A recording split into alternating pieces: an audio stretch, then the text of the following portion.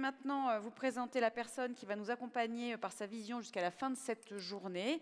Ça va durer que 5-10 minutes, pas d'inquiétude. On va faire ça assez rapidement pour ne pas martyriser vos estomacs. Alors, elle est architecte urbanisme de formation. Née au Liban de mère européenne, elle a débuté sa carrière à Marseille comme fonctionnaire dans l'urbanisme. C'était une expérience de terrain, aime-t-elle à rappeler. Alors, vous pouvez vous asseoir. Il ne faut pas que je donne votre nom jusqu'à la fin. Donc, asseyez-vous, on va révéler votre nom assez vite. Elle y tient dur comme fer à ce terrain, à ces rencontres, car ce sont elles qui l'inspirent, la stimulent et lui permettent d'anticiper les tendances émergentes et les évolutions urbaines profondes. C'est une défricheuse, une pionnière qui aime à traverser les frontières pour découvrir ce qui se passe ailleurs et enrichir sa vision. Membre du conseil scientifique de la revue Urbanisme, elle a beaucoup travaillé sur l'énergie et les grands territoires. Territoires oubliés, urbanisme féministe, la ville patiente. Elle aime à inventer et manier les concepts.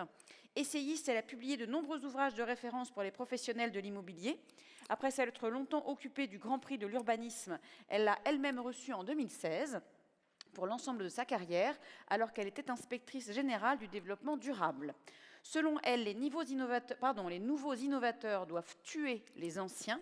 En France, estime-t-elle, on a trop de certitudes, pas assez de souplesse. Si je n'avais qu'un mot pour la décrire, car je dirais que c'est une sériole stimulatrice, puisque ses passions premières et viscérales sont stimulées et être stimulées. Je vous demande d'accueillir notre grand témoin et sériole stimulatrice, Ariela Masbounji.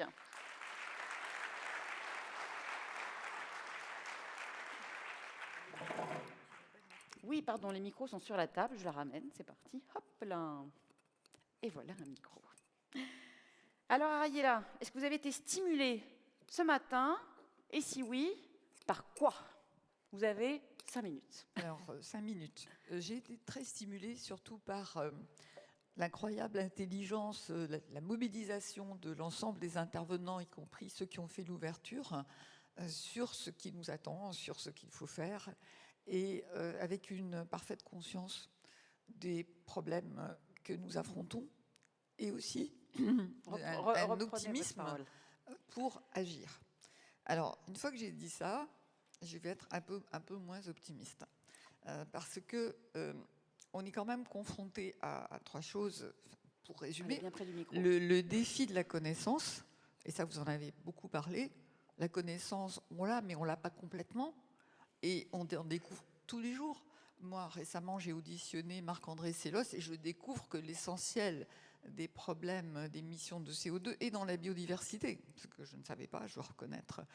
On découvre aussi, et on ne le dit pas assez bien, que toutes les politiques sont construites sur la décarbonation et que c'est totalement insuffisant. Le défi de la connaissance, on en avait beaucoup parlé, Laurence a parlé beaucoup des data, et on progresse. Est-ce qu'on met la connaissance ensemble, de façon systémique? Alors, Michel l'a fait, dans la mesure du possible, mais il faut le faire en permanence, parce que ça bouge. Il y a le défi de l'action. Qu'est-ce qu'on fait? Alors, Laurent a beaucoup parlé d'architecture et pas assez d'urbanisme. L'urbanisme peut beaucoup de choses, à toutes les échelles. Et donc, l'action, quel projet? Comment s'y prend-on? Quels sont les projets de demain?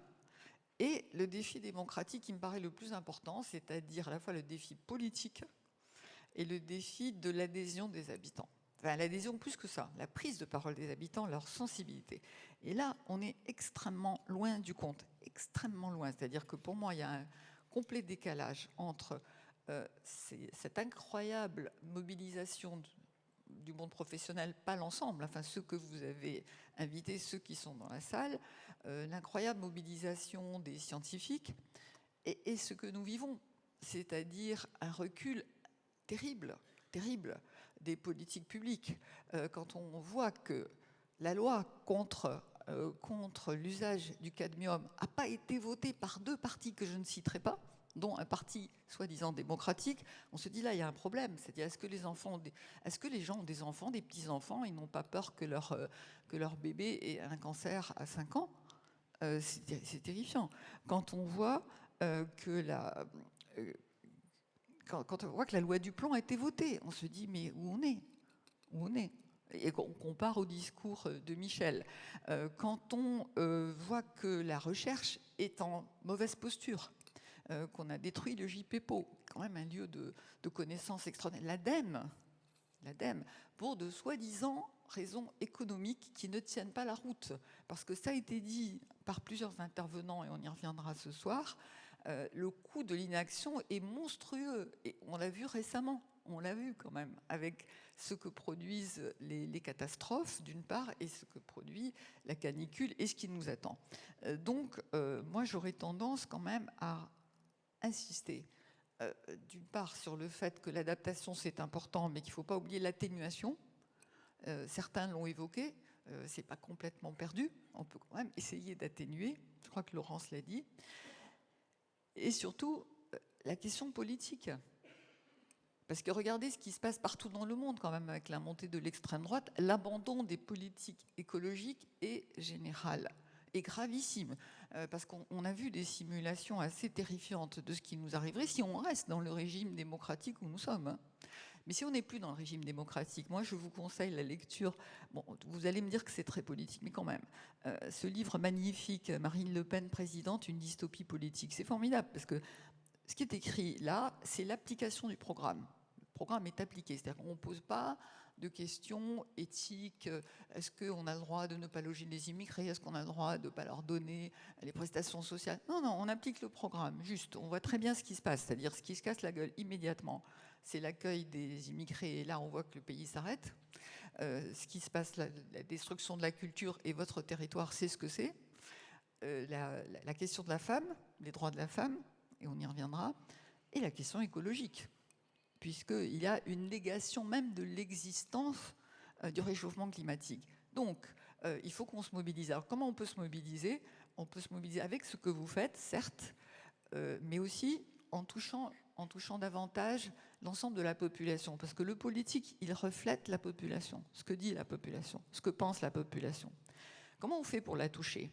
Le discours des architectes, des urbanistes, le discours des professionnels est terriblement abstrait. Terriblement abstrait.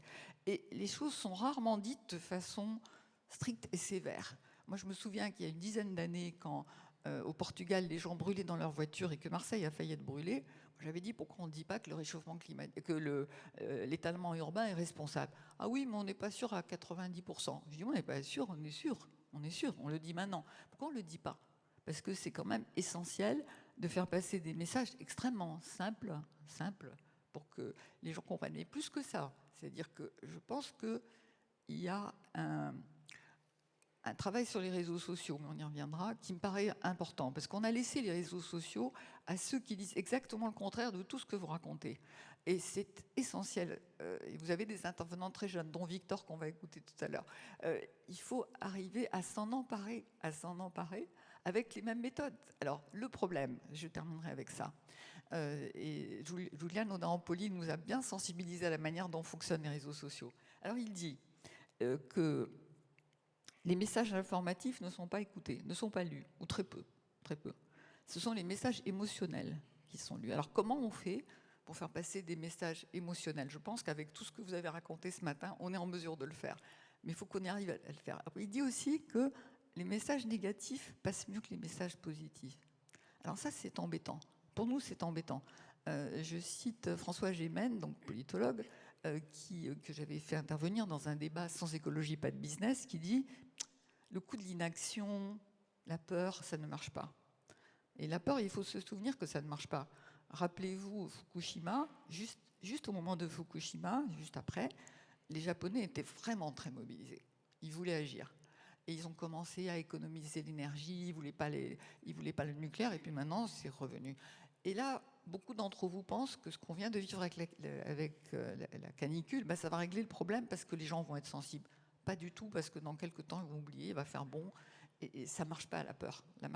Ce qui marche dans nos sujets, c'est les exemples positifs. Vous en avez donné beaucoup, et ça, c'était très bien ce matin.